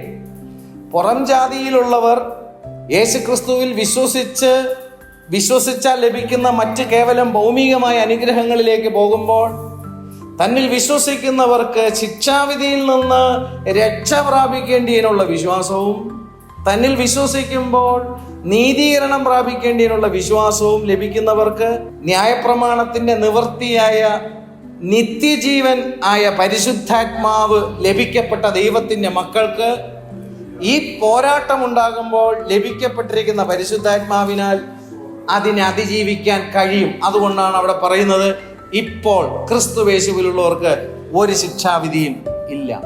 എന്നിട്ട് അവിടെ പറയുന്നത് എന്താണ്? ജീവന്റെ ആത്മാവിന്റെ പ്രമാണം. ബാക്കി എല്ലാ പ്രമാണത്തിന്റെയും മകളിൽ ജീവന്റെ ആത്മാവിന്റെ പ്രമാണം അവന്റെ മകളിൽ വാഴുവാൻ വെളിപ്പെട്ടു. എല്ലാ വിശ്വാസികളുടെ ജീവിതത്തിലും വെളിപ്പെടുവാനുള്ളത് എന്താണ്? ജീവന്റെ ആത്മാവിന്റെ പ്രമാണം. എന്ത് ജീവന്റെ ആത്മാവിന്റെ പ്രമാണം?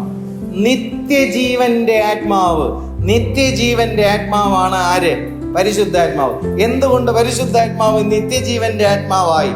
ന്യായപ്രമാണം പൂർണ്ണമായും അനുസരിച്ചപ്പോൾ ക്രിസ്തുവിൽ അധിവസിച്ചിരുന്ന പരിശുദ്ധാത്മാവ് ജീവന്റെ ആത്മാവിന്റെ പ്രമാണമാണ്. പ്രമാണം മാറിയോ? ഇല്ല. പരിശുദ്ധാത്മാവിൽ പ്രമാണം ഉണ്ടോ? ഉണ്ട്. പക്ഷെ ബാക്കി എല്ലാ പ്രമാണത്തിന്റെയും മകളിൽ, നേരത്തെ വായിച്ച ഓരോ കാര്യങ്ങളുടെയും മകളിൽ ജീവന്റെ ആത്മാവിന്റെ പ്രമാണം ആ വ്യക്തിയുടെ മകളിൽ വന്നു. അവർ ജീവനിൽ വാഴും, നിത്യജീവനിൽ അവർ കാണും. ഇവിടെ 7-ാമത്തെ അധ്യായത്തിന്റെ 1-ാമത്തെ വാക്യം മുതൽ ചില കാര്യങ്ങൾ മനസ്സിലാക്കുവാൻ വേണ്ടി പൗലോസ് അപ്പോസ്തലൻ ചില കാര്യങ്ങൾ എന്ത് ചെയ്യുന്നു? വെളിപ്പെടുത്തുന്നുണ്ട്. ആ ഭാഗത്തിലേക്ക് നമുക്ക് വരാം. ഇത്രയും കാര്യങ്ങൾ പറഞ്ഞത് മനസ്സിലാക്കുവാൻ വേണ്ടിയിട്ടാണ് ആ കാര്യം മനസ്സിലാകുന്നുണ്ട്. സഹോദരന്മാരെ, ന്യായപ്രമാണം അറിയുന്നവരോടല്ലോ ഞാൻ സംസാരിക്കുന്നത്. പൗലോസ് ഇവിടെ സംസാരിക്കുന്നത് ആരോടാണ്? ന്യായപ്രമാണം അറിയുന്നവരോട്. ന്യായപ്രമാണം ലഭിച്ചത് ആർക്ക് മാത്രമാണ്? യഹൂദ ജനതയ്ക്ക് മാത്രം. ന്യായപ്രമാണം അറിയുന്നത് ആര് മാത്രമാണ്? യഹൂദ ജനത മാത്രം. അറിയുന്നവരോട് യഹൂദനായ പൗലോസ് എന്ത് ചെയ്യുന്നു? പറയാണ്. കാരണം തൻ്റെ സ്വജനത്തിൽ നിന്നുള്ളവരെ കൂടെ എന്ത് ചെയ്യണം? യേശുക്രിസ്തുവിലെ വിശ്വാസത്താൽ നീതീകരണം പ്രാപിച്ച് നിത്യത ജീവനിലേക്ക് അവകാശമാക്കുവാനുള്ള താല്പര്യം ആർക്ക് കിടക്കുന്നു? പൗലോസിന് കിടക്കുന്നു. കാര്യം അവൻ യഹൂദനാണ്. എന്നാൽ ദൈവം യഹൂദനായ പൗലോസിനെ വിളിക്കുന്നത് എങ്ങോട്ട് പോകാനാണ്? ജാതികളുടെ ഇടയിലേക്ക് സുവിശേഷം അറിയിക്കാനാണ് പൗലോസിനെ വിളിക്കുന്നത്. യഹൂദന്മാരുടെ ഇടയിലോ പത്രോസിനെ അയക്കുമ്പോൾ പൗലോസിന് ജാതികളുടെ ഇടയിൽ ശുശ്രൂഷ ഉള്ളപ്പോൾ തന്നെ തൻ്റെ സ്വജനത്തെയും രക്ഷിക്കാനുള്ള ഒരു താല്പര്യം തന്നിൽ എന്ത് ചെയ്യുന്നു? കിടക്കുന്നത് കൊണ്ട് അവർക്ക് ബോധ്യപ്പെടുത്തുവാൻ വേണ്ടിയിട്ട് എഴുതിയ ഒരു കാര്യമാണ് ഇത്. നമ്മളെയും കൂടെ ഉൾപ്പെടുത്തിയിട്ടുള്ള കാര്യമാണെന്ന് മറക്കണ്ട. Glory to God. അങ്ങനെ ന്യായപ്രമാണം അറിയുന്നവരോടല്ലോ ഞാൻ സംസാരിക്കുന്നത്. മനുഷ്യൻ ജീവനോടിരിക്കും കാലത്തൊക്കെയും ന്യായപ്രമാണത്തിന് അവൻ്റെ മേൽ അധികാരമുണ്ട് എന്ന് നിങ്ങൾ അറിയുന്നില്ലയോ? ഒരു മനുഷ്യൻ ജീവനോടിരിക്കും കാലത്തൊക്കെയും ന്യായപ്രമാണത്തിന് അവൻ്റെ മേൽ അധികാരമുണ്ട് എന്ന് നിങ്ങൾ അറിയുന്നില്ലയോ? എന്നിട്ട് അതിൽ ഒരു കാര്യത്തെ മാത്രം എന്ത് ചെയ്യുന്നു? ഭാര്യ-ഭർത്തൃബന്ധത്തിൽ ന്യായപ്രമാണത്തിൽ പറഞ്ഞിരിക്കുന്ന കാര്യത്തെ മാത്രം താൻ എടുത്ത് മറ്റൊരു കാര്യത്തെ ബോധ്യതലത്തിൽ കൊണ്ടുവരുവാൻ കോട്ട് ചെയ്യുകയാണ്. അവിടെ പറഞ്ഞിരിക്കുന്ന എന്താണ്? ഭർത്താവുള്ള സ്ത്രീ ജീവിച്ചിരിക്കുന്ന ഭർത്താവിനോട് ന്യായപ്രമാണത്താൽ ബന്ധിക്കപ്പെട്ടിരിക്കുന്നു. ഭർത്താവ് മരിച്ചാൽ അവൾ ഭർത്തൃ ന്യായപ്രമാണത്തിൽ നിന്ന് ഒഴിവുള്ളവളായി. അടുത്ത വാക്യത്തിൽ പറയുന്നു, ഭർത്താവ് ജീവിച്ചിരിക്കുമ്പോൾ അവൾ വേറെ പുരുഷനായാൽ വ്യഭിചാരിണി എന്ന് പേർ വരും. ഭർത്താവ് മരിച്ചുവെങ്കിലോ അവൾ വേറെ പുരുഷനായാൽ വ്യഭിചാരിണി എന്ന് വരാതെ വണ്ണം ന്യായപ്രമാണത്തിൽ നിന്ന് സ്വതന്ത്രയാകും. ഹല്ലേലൂയ. ഇത് എന്തിനു വേണ്ടിയിട്ടാണ്? ഈ ഭാര്യാഭർത്തൃ ബന്ധത്തിൽ ന്യായപ്രമാണത്തിൽ പറഞ്ഞിരിക്കുന്ന വിധി അനുസരിച്ച് താൻ ഇവിടെ വെളിപ്പെടുത്തുന്നത് എന്ന് ചോദിച്ചാൽ 4-ാമത്തെ വാക്യത്തിൽ വരുമ്പോൾ, അതുകൊണ്ട് സഹോദരന്മാരെ, നാം ദൈവത്തിന് ഫലം കായ്ക്കുമാറ് മരിച്ചിട്ട് ഉയർത്തെഴുന്നേറ്റവനായ വേറൊരുവനാകേണ്ടതിന്. ഭർതൃന്യായ പ്രമാണത്തെ കുറിച്ച് താൻ അവിടെ എന്ത് ചെയ്യുന്നു? വെളിപ്പെടുത്തിയിട്ട് ജീവനോടിരിക്കും കാലത്തൊക്കെയും ന്യായപ്രമാണത്താൽ ഭാര്യാഭർത്തൃ ബന്ധത്തെ കുറിച്ച് എന്ത് ചെയ്യുന്നു?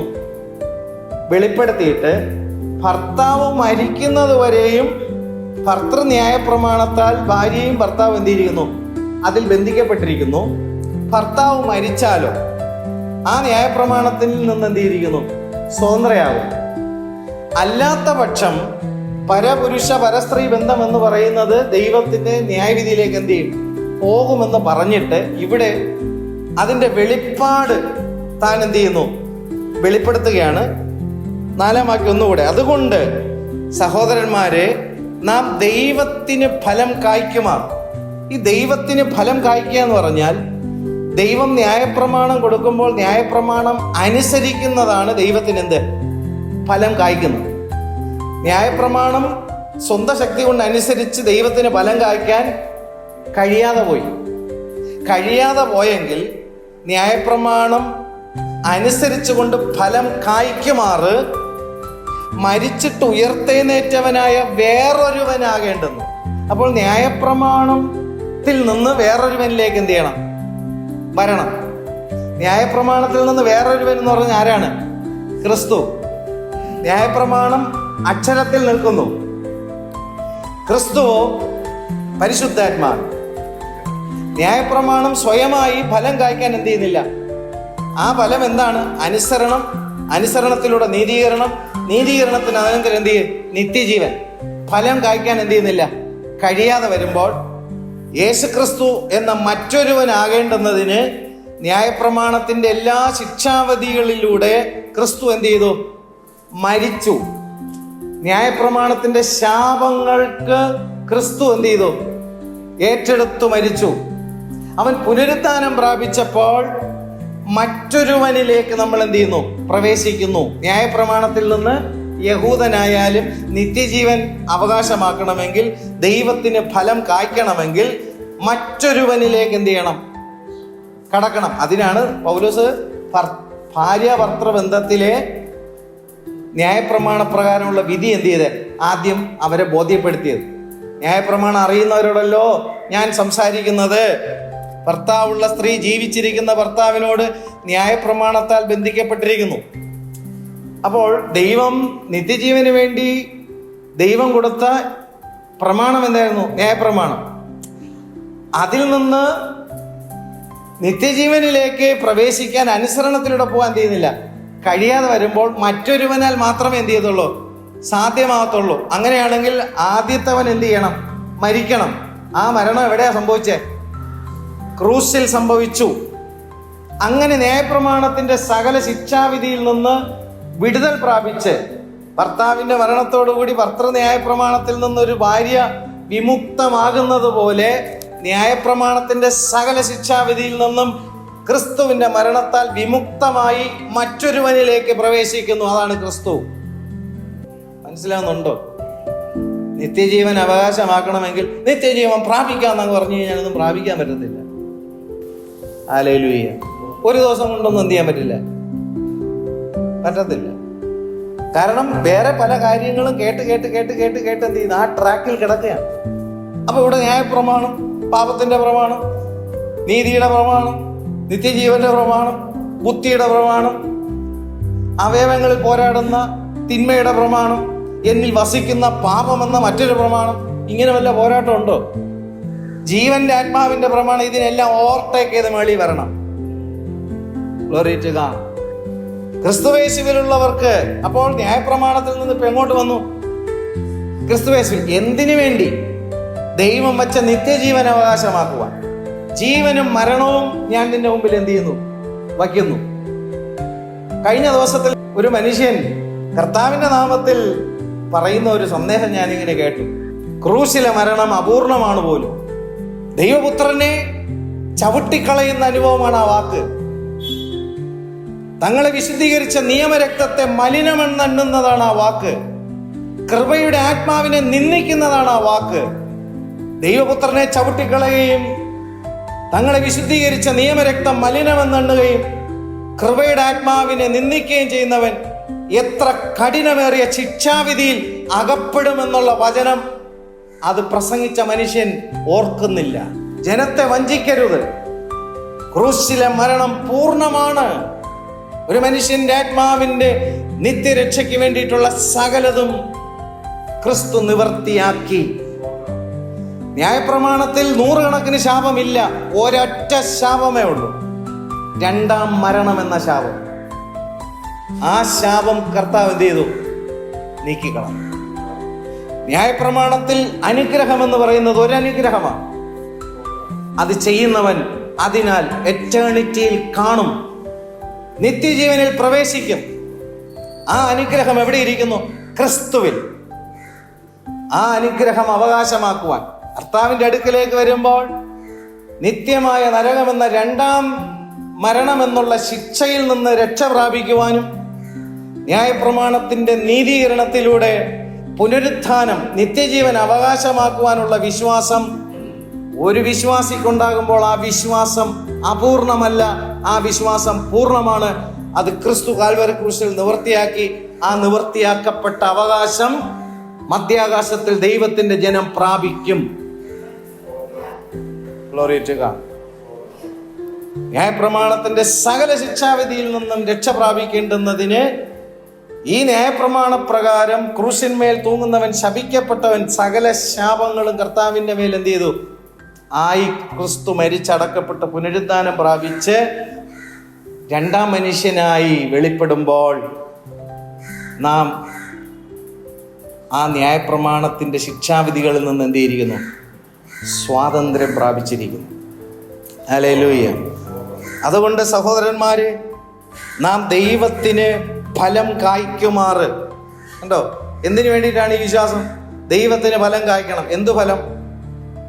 പ്രമാണം അനുസരിക്കുന്ന ഫലം. അതിനനന്തരം എന്ത് ലഭിക്കുന്നു? നിത്യജീവൻ. അപ്പോൾ പ്രമാണത്തെ അനുസരിച്ചത് ആരാണ്? പരിശുദ്ധാത്മാവ്. അപ്പൊ ആ പരിശുദ്ധാത്മാവ് ലഭിച്ചിരിക്കുന്നവരിൽ ഒരു ഫലം ഉണ്ടാവും. എന്താണ് ഫലം? നിത്യജീവൻ. അപ്പോൾ ദൈവത്തിന് അനുസരണമെന്നുള്ള ഫലം കായ്ക്കുവാൻ നമ്മൾ മറ്റൊരുവനിലേക്ക്, ന്യായപ്രമാണത്തിൽ നിന്ന് മറ്റൊരുവനിലേക്ക് നമ്മൾ പ്രവേശിക്കണമെങ്കിൽ ഭർത്തൃ ന്യായപ്രമാണത്തിന്റെ കീഴിരിക്കുന്ന ഭാര്യയ്ക്ക് ഭർത്താവിന്റെ മരണത്താൽ അല്ലാതെ അതിൽ നിന്ന് മോചനം ലഭിക്കത്തില്ല എന്ന് പറഞ്ഞതുപോലെ ന്യായപ്രമാണത്തിന്റെ കീഴിലിരിക്കുന്നവർ ഓർത്തോണം, നിനക്കു വേണ്ടി കൂടെയാണ് ക്രിസ്തു മരിച്ചത്. അങ്ങനെ നീ അടിമപ്പെട്ടിരിക്കുന്ന ആ ന്യായപ്രമാണത്തിൽ നിന്ന് നിന്നെ കൂടി സ്വതന്ത്രനാക്കാൻ, ഒരു ഭർത്താവ് മരണപ്പെടുമ്പോൾ ഭർത്തൃ ന്യായപ്രമാണത്തിൽ നിന്ന് ഭാര്യ സ്വതന്ത്രയാകുന്നത് പോലെ ഈ അടിമത്തത്തിൽ നിന്ന് സ്വാതന്ത്ര്യം നിനക്ക് കൂടി അവകാശമാക്കുവാനാണ് ക്രിസ്തു ക്രൂശിൽ മരിച്ചതെന്നും അതിലൂടെ പുനരുദ്ധാനം പ്രാപിച്ച ക്രിസ്തുവിൽ നിനക്ക് രണ്ടാം ഹല്ലേലൂയ ബന്ധത്തിലേക്ക്, എന്ന് പറഞ്ഞാൽ ന്യായപ്രമാണത്തിൽ നിന്ന് അതിന്റെ നിവൃത്തിയായ ക്രിസ്തുവിലേക്ക് നിനക്ക് പ്രവേശിക്കാൻ കഴിയുമെന്ന് യഹൂദ ജനതയിൽ ന്യായപ്രമാണത്തിന് കീഴിരിക്കാൻ അല്ലെങ്കിൽ ന്യായപ്രമാണം അറിയുന്ന പഠിച്ചവർ യഹൂദ ജനതയോട് പൗലോസ് പറയുമ്പോൾ, പുറം ജാതിക്കാരായ നമുക്ക് വെളിപ്പാടിന്റെ ആത്മാവിൽ ദൈവം അത് വെളിപ്പെടുത്തി തരുമ്പോൾ അക്ഷരത്തിന്റെ പഴക്കത്തിലല്ല, ആത്മാവിന്റെ പുതുക്കത്തിൽ ദൈവത്തെ ആരാധിപ്പാൻ ന്യായപ്രമാണത്തിലെ സകല ശാപങ്ങളിൽ നിന്നും കർത്താവ് നമ്മെ എന്ത് ചെയ്തിരിക്കുന്നു? വീണ്ടെടുത്തിരിക്കുന്നു. ഹല്ലേലൂയ. നാം ദൈവത്തിന് ഫലം കായ്ക്കുമാറ് മരിച്ചിട്ട് ഉയർത്തെഴുന്നേറ്റവനായ വേറൊരുവൻ, ആ പദം കണ്ടോ, മറ്റേ ന്യായപ്രമാണത്തിൽ നിൽക്കുന്നു. അതിൽ നിന്ന് എന്ത് ചെയ്യണം? ഇവിടെ പറയുന്നത് വേറൊരുവൻ. ഈ വേറൊരുവൻ എന്ന് പറയുന്ന ആരാ? പ്രമാണത്തെ പൂർണ്ണമായി അനുസരിച്ച് ശിക്ഷാവിധിയിൽ നിന്നും രക്ഷ കൊടുത്ത് മരിച്ച് അടക്കപ്പെട്ട് നീതീകരണത്തിലൂടെ പുനരുദ്ധാനം പ്രാപിച്ച് മരണമില്ലാത്തവനായി തീർന്ന വേറൊരുവനിലേക്ക് വരുമ്പോൾ അക്ഷരം കൊല്ലുന്നു, ആത്മാവോ ജീവിപ്പിക്കുന്നു. വേറൊരുവനിലേക്ക് എന്ത് ചെയ്യണം? വരണം. അപ്പോൾ ആ വേറൊരുവനിലേക്ക് വരണമെങ്കിൽ ഇതിനകത്ത് മറ്റൊരു കാര്യം കൂടെയാണ്. നേരത്തെ നമ്മളത് വായിച്ചു നിർത്തിയതാണ്. പാപത്തിന്റെ പ്രമാണം, പഴയ മനുഷ്യന്റെ പ്രമാണം, തിന്മ എൻ്റെ പക്കലുണ്ട് എന്നുള്ളൊരു പ്രമാണം, അല്ലെങ്കിൽ ബുദ്ധിയുടെ പ്രമാണം എന്നിത്യാദി കാര്യങ്ങളെല്ലാം കണക്ട് ചെയ്തിരിക്കുന്നത് ആരിലാണ്? പഴയ മനുഷ്യൻ. ന്യായപ്രമാണത്തിൽ നിന്ന് നിവൃത്തിയായ ക്രിസ്തു പുതുമനുഷ്യൻ. അപ്പോൾ തന്നെ നമ്മിൽ എന്തുണ്ട്? പഴയ മനുഷ്യൻ കണക്ട് ചെയ്തിരിക്കുന്ന വിഷയങ്ങളുണ്ട്. ആ പഴയ മനുഷ്യനിൽ ആയിട്ട് പുതിയ മനുഷ്യനായ ക്രിസ്തുവിൽ എന്ത് ചെയ്യാൻ പറ്റില്ല? ബന്ധം പുലർത്താൻ കഴിയില്ല. ആ പഴയ മനുഷ്യൻ എന്ത് ചെയ്യണം? മരിക്കണം. അതും കൂടെയാണ് ക്രിസ്തു എന്ത് ചെയ്തത്? ആ മരണമാണ് ക്രിസ്തു എന്ത് ചെയ്തത്? ഏറ്റെടുത്തത്. അപ്പോൾ പഴയ മനുഷ്യന് പുനരുദ്ധാനം പ്രാപിച്ച ക്രിസ്തുവുമായിട്ട് ബന്ധം പുലർത്താൻ എന്ത് ചെയ്യത്തില്ല? കഴിയത്തില്ല. പുതുമനുഷ്യൻ, ഉള്ളിലെ ആത്മാവ് സംബന്ധിച്ച് പുതുക്കം പ്രാപിച്ച പുതുമനുഷ്യൻ ഉള്ളിലുള്ളവനെ പുനരുദ്ധാനം പ്രാപിച്ച ക്രിസ്തുവുമായിട്ട് ബന്ധം പുലർത്താൻ കഴിയത്തുള്ളൂ. ആ മരണത്തെയാണ് ഇവിടെ പറയുന്നത് മറ്റൊരുവനാകേണ്ടത്. പൗലോസ് അവിടെ പറയുന്ന ഹോപ്പ് എന്താണ്? ഞാൻ കർത്താവായ യേശു ക്രിസ്തു നിമിത്തം പിതാവായ ദൈവത്തെ മഹത്വപ്പെടുത്തുന്നു. ഇനി ഏതെല്ലാം പ്രമാണങ്ങൾ കൊണ്ട് എൻ്റെ ആത്മാവിനെ നിത്യജീവനിൽ നിന്ന് അന്യപ്പെടുത്തുവാൻ ശ്രമിച്ചാലും പുനരുദ്ധാനം പ്രാപിച്ച ക്രിസ്തുവിൽ എനിക്ക് പ്രത്യാശയാണ്. ഹല്ലേലൂയ. പക്ഷേ പഴയ മനുഷ്യൻ എന്നുള്ള പോരാട്ടം എപ്പോഴും ഉണ്ട്. Glory to God. പക്ഷേ ജയം ആർക്കാണ്? പരിശുദ്ധാത്മാവ്. നമ്മൾ പരിശുദ്ധാത്മാവിന് എന്ത് ചെയ്യണം? ഇടം കൊടുക്കണമെന്നുള്ള ഗഹനമായ ഒരു വിഷയമാണ്. ഇതൊക്കെ ധ്യാനിക്കുന്ന കാര്യത്തിൽ നമുക്കിതൊക്കെ ഭാഷാ പരിമിതി ഉള്ളതുകൊണ്ട് ഞാൻ ചിന്തിക്കുന്ന ഒരു 10-20% അത് പറയാൻ പറ്റുന്നുള്ളൂ. സമയപരിധി ഉണ്ട്, മാത്രമല്ല ഭാഷാപരിധിയുണ്ട്. നമുക്ക് വെളിപ്പെട്ട് കിട്ടുന്ന കാര്യങ്ങൾ പ്രസന്റ് ചെയ്യണമെങ്കിൽ ഭാഷ ഒരു വിഷയമാണ്. മറ്റൊന്നെന്താണ്? നമുക്ക് ആ ഒരുക്കം നമുക്ക് ആവശ്യമാണ്. നിത്യജീവൻ എനിക്ക് അവകാശമാക്കിയേ പറ്റുള്ളൂ, മറ്റു മാർഗമില്ല. പൗലോസ് പറഞ്ഞ അതാണ്. ഈ ജഡശരീരത്തിൽ ഞാൻ എന്ത് ചെയ്തിരിക്കുകയാണ്? നിത്യജീവന്റെ ആത്മാവാണ് എന്നിൽ ഇരിക്കുന്നത്. അതായത് മനുഷ്യാത്മാവിന് ദൈവം കൊടുത്തിരിക്കുന്നത് എന്താ? നിത്യതയാണ്. ഒന്നുകിൽ അവൻ നിത്യസ്വർഗം, അല്ലെങ്കിൽ അവൻ നിത്യ നരകം. പൗലോസ് മനസ്സിലാക്കിയിട്ട് പറഞ്ഞു, ജഡത്തോട് പോരാടുന്ന നിരവധി പ്രമാണങ്ങൾ എന്ത് ചെയ്യുന്നു? താൻ മനസ്സിലാക്കുന്നു. അല്ലാതെ കേവലം ഭൗമികമായ ചില നന്മകൾ കിട്ടേണ്ടുന്നതിന് തടസ്സപ്പെടുത്തുന്ന ശക്തികളോടല്ല ഇവിടെ പറയുന്ന കാര്യം. പിടിച്ചു വാങ്ങിക്കാൻ അല്ലേ? പിശാച് തരാന്ന് പറയുന്ന കാര്യമാണ് ഇവർ ചെന്ന് പിടിച്ചു വാങ്ങിക്കാൻ നിൽക്കുന്നത്. പിശാച് പറഞ്ഞെന്താ? നീ എന്നെ നമസ്കരിച്ചു കഴിഞ്ഞാൽ ഇത് മുഴുവനും ഞാൻ നിനക്ക് എന്ത് ചെയ്യാം? തരാമെന്ന് പറയുന്ന പിശാചിന്റെ അടുക്കൽ ചെന്ന് ഇങ്ങോട്ട് ഇട് എന്ന് പറഞ്ഞ് പിടിച്ചു വാങ്ങിച്ച് യേശുവിന്റെ നാമത്തിൽ ഇങ്ങോട്ട് ഇടുന്നാണ് എന്ത് ചെയ്യുന്നത്? അവനോട് പറയുന്നത്. അവൻ തരാൻ നിൽക്കുമല്ലേ? നിന്നെ അത് തന്ന് നശിപ്പിക്കാനാണ് പിശാച് എന്ത് ചെയ്യണത്? നിൽക്കണത്. അപ്പോഴാണ് ഇവിടെ എന്ത് ചെയ്യുന്നത്? ശുശ്രൂഷിക്കുന്ന പറയുന്നു, പിടിച്ചു വച്ചിരിക്കുന്ന ദുഷ്ട അന്ധകാര ശക്തിയെ യേശുവിന്റെ നാമത്തിൽ ഇങ്ങോട്ട് ഇട്, ഞാൻ അവൻ എന്ത് ചെയ്യട്ടെ? കൊടുക്കട്ടെ. ദൈവം ന്യായവിധിക്കും. ക്രൂശ് മരണം അപൂർണമാണ് പോലും. ഇതൊക്കെ കേൾക്കാനും ഇവരെയൊക്കെ അനുഗമിക്കാനും ആയിരക്കണക്കിന് ആൾക്കാർ. ഹല്ലേലൂയ. വഞ്ചിക്കപ്പെടരുത്. പെട്ടകത്തിനകത്ത് ഞാൻ ചിന്തിക്കുന്നത് നോഹയുടെ പ്രസംഗം, മൃഗങ്ങളോട് നോഹ എന്ത് ചെയ്തില്ല? പ്രസംഗിച്ചിരുന്നില്ല. പക്ഷെ മൃഗങ്ങൾ അത് മനസ്സിലാക്കി നോഹയുടെ പെട്ടകത്തിനകത്ത് സകല മൃഗങ്ങളിൽ നിന്നും പെട്ടകത്തിനകത്ത് കയറി. മനുഷ്യനോ അവൻ ആ ശബ്ദം കേൾക്കാൻ കഴിയാതെ പോയി. 7 പേരോടുകൂടി നോഹ മാത്രമേ പെട്ടകത്തിൽ കയറിയുള്ളൂ. മൃഗങ്ങൾ അനുസരിച്ചു, പക്ഷികൾ അനുസരിച്ചു, ഇഴജാതികൾ അനുസരിച്ചു. അവരോട് എന്ന് പറഞ്ഞിട്ടാണോ? ഹല്ലേലൂയ. ദൈവത്തിന്റെ സ്വരൂപത്തിൽ സൃഷ്ടിക്കപ്പെട്ട മനുഷ്യന് നിത്യജീവൻ അവകാശമാക്കേണ്ടിയ പെട്ടകം 2000 വർഷമായിട്ട് ദൈവം എന്ത് ചെയ്യുന്നു? ഈ ഭൂമിയിൽ പണിതുകൊണ്ടിരിക്കുകയാണ്.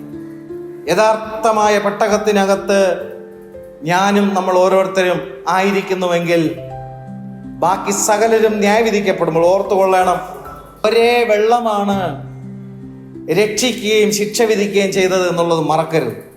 നോഹയുടെ കാലഘട്ടത്തിൽ പെയ്ത മഴ, ആ വെള്ളം, ജലപ്രളയം, 8 പേരെ രക്ഷിക്കുന്ന ജലപ്രളയമായിരുന്നു അത്.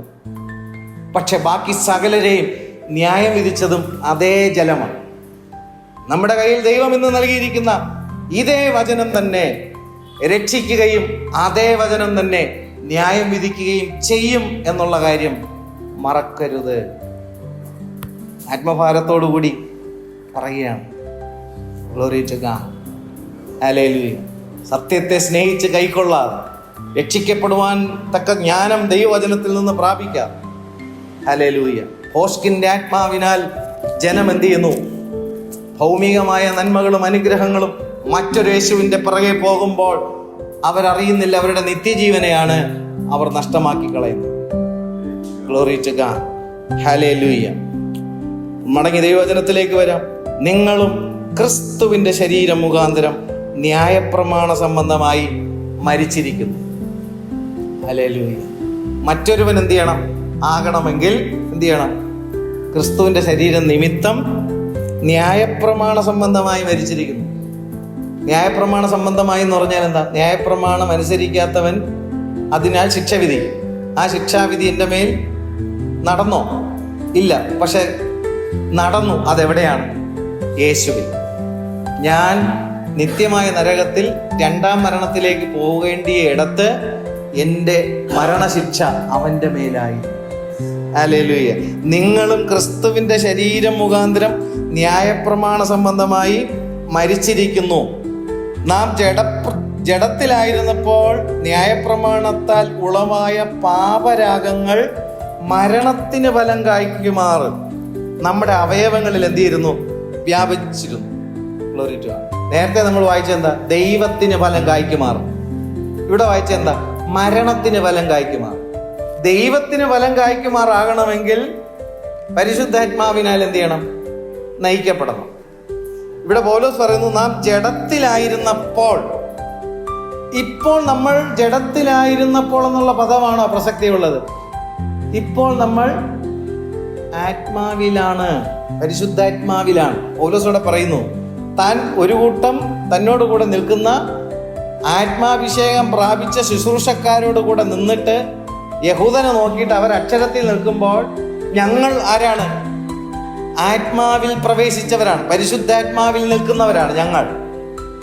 അതാണ് അവിടെ പറയുന്നത്. നാം ഒരു നാളിൽ നമ്മൾ ജഡത്തിലായിരുന്നു, പക്ഷെ ഇപ്പോൾ ദൈവത്തിന്റെ കൃപയാൽ നമ്മളിപ്പോൾ ദൈവത്തിന്റെ പരിശുദ്ധാത്മാവിലാണ്. ന്യായപ്രമാണത്താൽ ഉളവായ പാപരാഗങ്ങൾ മരണത്തിന് ഫലം കായ്ക്കും വണ്ണം നമ്മുടെ അവയവങ്ങളിൽ എന്ത് ചെയ്യുന്നു? വ്യാപരിച്ചു പോന്നു. കണ്ടോ? ഈ മരണത്തിന്റെ തീവ്രമായ ശക്തി പാപത്തിൽ വീണുപോയ ജഡശരീരത്തിൽ എന്ത് ചെയ്യും? വ്യാപരിക്കും. വ്യാപരിച്ചു കഴിഞ്ഞാൽ അവന്റെ ആത്മാവിനെ നിത്യനരകത്തിൽ കൊണ്ടുപോകാനുള്ള വ്യാപാരമാണ് ഉണ്ടാകുന്നതെന്നാണ് പൗലോസ് എന്ത് ചെയ്യുന്നത്? പറയുന്നത്. അതിൽ നിന്ന് പരിശുദ്ധാത്മാവിലേക്ക് എന്ത് ചെയ്യണം? ഇന്ന് പലപ്പോഴും പരിശുദ്ധാത്മാവ് എന്ന് പറഞ്ഞു കഴിഞ്ഞാൽ ആൾക്കാർ വികലമായ രീതികളിലാണ് എന്ത് ചെയ്യുന്നത്? അതിനെ മനസ്സിലാക്കുന്നത്. Glory to God. പരിശുദ്ധാത്മാവ് ന്യായപ്രമാണത്തിന്റെ നിവൃത്തിയാണ്. പരിശുദ്ധാത്മാവ് ന്യായപ്രമാണത്തിന്റെ നിവൃത്തി എന്ന് പറയുമ്പോൾ നമുക്ക് അസാധ്യമായ കാര്യം നിവർത്തിച്ച ആത്മാവിനെ വിശ്വാസത്താൽ നമ്മൾ സ്വീകരിക്കുമ്പോൾ നമുക്കുള്ള നിത്യജീവനാണ് പരിശുദ്ധാത്മാവ്. ആ പരിശുദ്ധാത്മാവ് ദൈവത്തിന്റെ ന്യായപ്രമാണത്തിലേക്ക് നമ്മെ എന്ത് ചെയ്യുന്നു? പിച്ച വച്ച് നടത്തിക്കും. ഞാൻ എൻ്റെ ആത്മാവിനെ നിങ്ങളുടെ ഹൃദയത്തിൽ എന്ത് ചെയ്യും? ആക്കിയിട്ട് എൻ്റെ പരിശുദ്ധാത്മാവിനാൽ നിങ്ങളുടെ ഹൃദയത്തിൽ എന്ത് ചെയ്യും? എന്തെഴുതും? എൻ്റെ പ്രമാണത്തെ തന്നെ എഴുതും. Glory to God. ഹല്ലേലൂയ. ദൈവം ഇന്ന് നമ്മളിൽ ചെയ്യുന്ന എന്താണ്? തൻ്റെ ആത്മാവിനാലുള്ള കൈയെഴുത്ത്. പഴയ നിയമത്തിലോ ദൈവം കൽപ്പലകയിൽ എന്ത് ചെയ്തു? എഴുതി കൊടുത്തു. പുതിയ നിയമത്തിലോ തന്നിൽ വിശ്വസിക്കുന്ന എല്ലാവരുടെ ഹൃദയത്തിലും ദൈവം എന്ത് ചെയ്തുകൊണ്ടിരിക്കുകയാണ്? തൻ്റെ പരിശുദ്ധാത്മാവിനാൽ ദൈവത്തിൻ്റെ പ്രമാണത്തെ എന്ത് ചെയ്യുന്നു? എഴുതിക്കൊണ്ടിരിക്കുന്നു. എഴുതുക മാത്രമല്ല, അതനുസരിച്ച ആത്മാവ് അവരിൽ എന്ത് ചെയ്യുന്നു? അധിവസിക്കുന്നു. ഈ പരിശുദ്ധാത്മാവ് അധിവസിക്കുമ്പോൾ പഴയ മനുഷ്യനിൽ നിന്ന് പുതുമനുഷ്യനിലേക്ക്, നേരത്തെ പറഞ്ഞു ഭർത്തൃ ന്യായപ്രമാണത്തിൽ നിന്ന് വിടുതൽ പ്രാപിക്കണമെങ്കിൽ ന്യായപ്രമാണ പ്രകാരമുള്ള ശിക്ഷാവിധിയിൽ നിന്ന് നീ പുറത്തു വരണമെങ്കിൽ മരണം എന്നുള്ള ശിക്ഷാവിധി എന്ത് ചെയ്തേ പറ്റൂ? സംഭവിച്ചേ പറ്റൂ. ആ ശിക്ഷാവിധി ക്രിസ്തുവിൽ സംഭവിച്ചത് കൊണ്ട് നമ്മൾ ആ ന്യായപ്രമാണത്തിന്റെ ശിക്ഷാവിധിയിൽ നിന്ന് നമ്മൾ എന്ത് ചെയ്തിരിക്കുന്നു? വിടുതൽ പ്രാപിച്ച് നമ്മൾ മറ്റൊരുവൻ എന്ന് പറയുമ്പോൾ ഈ ഇവിടെ പറഞ്ഞിരിക്കുന്ന മറ്റൊരുവൻ എന്ന് പറഞ്ഞ ആരാ? പുനരുദ്ധാനം പ്രാപിച്ച ക്രിസ്തുവുമായിട്ട് നമുക്ക് ബന്ധം. പഴയ മനുഷ്യനിൽ ഉള്ള ബന്ധമല്ല, പുതുമനുഷ്യനെ ആ ബന്ധം പുലർത്താൻ എന്ത് ചെയ്യത്തുള്ളൂ? കഴിയത്തുള്ളൂ. അതാണ് പൗലോസ് അപ്പോസ്തലൻ ഞാൻ കർത്താവായ ദൈവത്തെ മഹത്വപ്പെടുത്തുന്നു. കാരണം യേശുക്രിസ്തുവിലൂടെ അത് നിവർത്തീകരിക്കാൻ കഴിഞ്ഞിരിക്കുന്നു, സാധ്യമായിരിക്കുന്നു. അതുവരെയും തനിക്കൊരു പോരാട്ടം കിടന്നു. എന്താ? ബുദ്ധി കൊണ്ട് ദൈവത്തിന്റെ ന്യായപ്രമാണത്തിൽ എന്ത് ചെയ്യുന്നു? രസിക്കുന്നു. ഇന്ന് വിശ്വാസികൾ എന്ത് കാര്യത്തിലാണ് രസിക്കുന്നത്? ഹല്ലേലൂയ. കർത്താവ് അത് ചെയ്തു, കർത്താവ് ഇത് ചെയ്തു, കർത്താവ് അത്ഭുതം ചെയ്തു, വിടുവിച്ചു, അതിലുള്ള സന്തോഷം. പക്ഷെ യഹൂദജനം രസിക്കുന്ന എന്തിലായിരുന്നു? ന്യായപ്രമാണത്തിൽ ദൈവം കൊടുത്തിരിക്കുന്ന ഉപദേശങ്ങളും ചട്ടങ്ങളും കൽപ്പനകളും വിധികളും ആരാധനാക്രമങ്ങളും പാപം ചെയ്തിട്ടുണ്ടെങ്കിൽ അതിൻ്റെ പരിഹാര മാർഗങ്ങളും എന്നിത്യാദിയുള്ള കാര്യങ്ങളിലൂടെയുള്ള ദൈവവുമായിട്ട് ബന്ധം പുലർത്താൻ കഴിയുന്ന കാര്യങ്ങളിലാണ് അവരെന്ത് ചെയ്യുന്നത്? അവർ രസിച്ചിരുന്നത്. പക്ഷേ അവർക്കത് പൂർണ്ണമാക്കാൻ എന്ത് ചെയ്തില്ല? കഴിഞ്ഞില്ല. പൂർണ്ണമാക്കപ്പെട്ട ക്രിസ്തുവിനെ പുറംജാതിക്കാർക്ക് ദൈവം കൊടുക്കുമ്പോൾ വിശ്വാസികൾ ഇന്ന് ദൈവത്തിന്റെ ആത്മാവിനാൽ ഈ ന്യായപ്രമാണത്തിൽ നമ്മളെ കൊണ്ട് കഴിയാതിരുന്ന കാര്യങ്ങൾ നിവർത്തിച്ച ആത്മാവിനാൽ നമ്മളൊന്ന് രസിക്കാനാണോ കൂടി വരുന്നത്? രസിക്കാനായിരിക്കണം കൂടി വരുവാൻ. രക്ഷയുടെ സന്തോഷത്തിൽ രസിക്കുവാൻ, നീതീകരണത്തിന്റെ സന്തോഷത്തിൽ രസിക്കുവാൻ, ശുദ്ധീകരണത്തിന്റെ സന്തോഷത്തിൽ രസിക്കുവാൻ, ഹല്ലേലൂയ, ആ തേജസ്കരണത്തിന്റെ അനുഭവത്തിലേക്ക് നമ്മെ നയിക്കുന്ന ദൈവിക പദ്ധതികളിൽ രസിക്കുവാനായിരിക്കണം ദൈവമക്കൾ ഇന്ന് ആരാധനയിൽ കൂടി വരുവാൻ. ഹല്ലേലൂയ. മനസ്സിലാവുന്നുണ്ടോ? നിത്യജീവൻ ഒന്ന് ആലോചിച്ച് നോക്കണം. ലോകത്തിലെ ജീവിക്കുമ്പോൾ ദൈവം എന്നെ നടത്തും, ദൈവം എന്നെ പുലർത്തും, ദൈവം എന്നെ കരുതും, ദൈവം അത്ഭുതം ചെയ്യും, ദൈവം വിടിവിക്കും, ദൈവം ഉയർത്തും എന്നുള്ള വിശ്വാസത്തിൽ ദൈവത്തിൽ വിശ്വസിക്കുന്നവർ അവരുടെയൊക്കെ ജീവിതത്തിൽ ഈ പറയപ്പെട്ട കാര്യങ്ങളെല്ലാം കർത്താവ് കരുണ കൊണ്ട് ചെയ്താലും നിത്യജീവനിൽ കടക്കുമെന്ന് വിശ്വസിക്കുന്നുണ്ടോ? ശുദ്ധ അബദ്ധമാണ്, പോഷത്വമാണ്. നിത്യജീവന്റെ മാർഗം മറ്റൊന്നാണ്, ജീവന്റെ മാർഗം മറ്റൊന്നാണ്. അത് ഞാൻ നിനക്ക് കാണിച്ചു തരും. ഹല്ലേലൂയ. ജീവന്റെ വെളിച്ചം മറ്റൊന്നാണ്, അത് ഞാൻ നിനക്ക് കാണിച്ചു തരും. ഹല്ലേലൂയ. നിത്യജീവനിലേക്കുള്ള വഴി അത് ഇടുക്കമുള്ളത്, ഞെരുക്കമുള്ളത്, കണ്ടെത്തുന്നവരെ ചുരുക്കം, പിന്നെ പ്രവേശിക്കുന്നവരെ പറയണോ? നോഹയെ കുറിച്ച് ദൈവം സാക്ഷ്യപ്പെടുത്തുന്ന നീതിമാനായ നോഹ. നീതിപ്രസംഗിയായ നോഹ. ആളെ കൂട്ടാനായിട്ട് നോഹ എന്ത് ചെയ്തില്ല? ഒരു കാര്യവും ചെയ്തില്ല.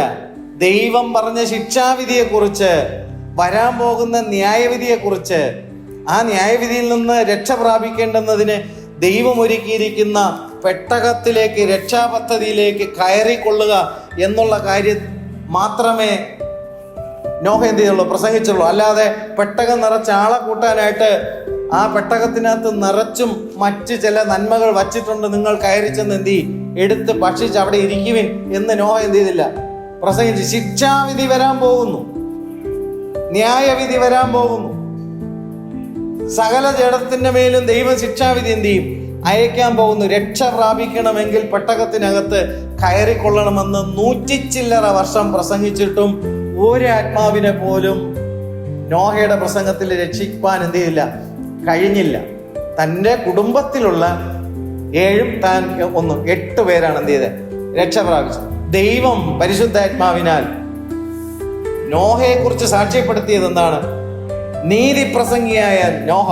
ആ നീതിപ്രസംഗിയായ നോഹയിലൂടെ അന്നത്തെ കാലഘട്ടത്തിൽ ചരിത്രം പറയുന്നത് 10 ലക്ഷത്തോളം ജനം അന്ന് ജീവിച്ചിരുന്നതാണ്.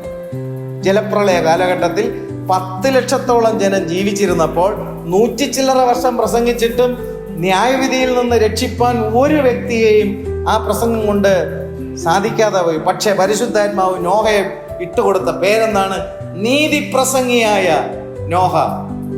ആര് വരുന്നു ആര് വരുന്നില്ല എന്നുള്ളതല്ല വിഷയം.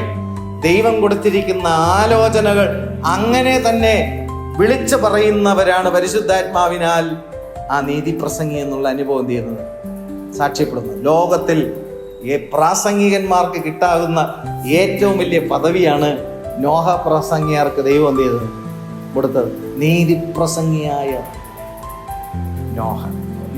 അതുപോലെ ഈ അന്ത്യനാളുകളിൽ ദൈവത്തിൻ്റെ ശിക്ഷാവിധിയിൽ നിന്ന് രക്ഷ പ്രാപിക്കേണ്ടുന്നതിന്, നീതീകരണത്തിലൂടെ നിത്യജീവൻ അവകാശമാക്കേണ്ടുന്നതിന്, പരിശുദ്ധാത്മാവിൻ്റെ നവീകരണം പ്രാപിച്ച് ആ പുതുക്കം പ്രാപിച്ച് തേജസ്കരണത്തിൻ്റെ അനുഭവത്തിലേക്ക് സകല ജഡവും ന്യായവിധിയിൽ നിന്ന് രക്ഷ പ്രാപിക്കേണ്ടുന്നതിന് ക്രൂസിലൂടെ കർത്താവ് ഒരുക്കിയ രക്ഷാപദ്ധതിയുടെ മഹിമയെ വർണ്ണിക്കുവാൻ തക്കവണ്ണം ഹല്ലേലൂയ ജനത്തെ കൂട്ടുവാനുള്ള മറ്റു മാർഗങ്ങളെ ഉൾപ്പെടുത്താതെ വണ്ണം വചനത്തിൽ നിന്ന് പ്രസംഗിക്കുന്ന നീതിപ്രസംഗിമാരായ നോഹമാരെ പോലെ ഉള്ള അഭിഷക്തന്മാരെ ഈ അന്ത്യനാളുകളിൽ കർത്താവ് അയക്കാത്ത പക്ഷം എതിർ ക്രിസ്തുവിന്റെ പിടിയിൽ അമർന്നുകൊണ്ടിരിക്കുന്ന ഈ ജനത്തെ വിടിവിപ്പാൻ സാധ്യമല്ലാതെ പോകുന്ന. ആലോചിച്ച് നോക്കൂ, എത്ര നീരാളിപ്പിടുത്തത്തിലേക്കാണ് ജനം കടന്നു പോകുന്നത്. ഹല്ലേലൂയ. രക്ഷയിലേക്ക് ദൈവം ചിലരെങ്കിലും തീയിൽ നിന്ന് വലിച്ചെടുക്കുവാൻ ദൈവത്തിൻ്റെ പരിശുദ്ധാത്മാവ് ഈ ദിവസങ്ങളിൽ നമ്മെ സഹായിക്കട്ടെ. ഹല്ലേലൂയ. കർത്താവ് ഈ വചനങ്ങളാൽ നമ്മേവരെയും സമൃദ്ധമായി അനുഗ്രഹിക്കട്ടെ. എല്ലാ സ്തുതിസ്തോത്രങ്ങൾ കർത്താവിന് അർപ്പിക്കുന്നു യേശുവിൻ്റെ നാമത്തിൽ തന്നെ.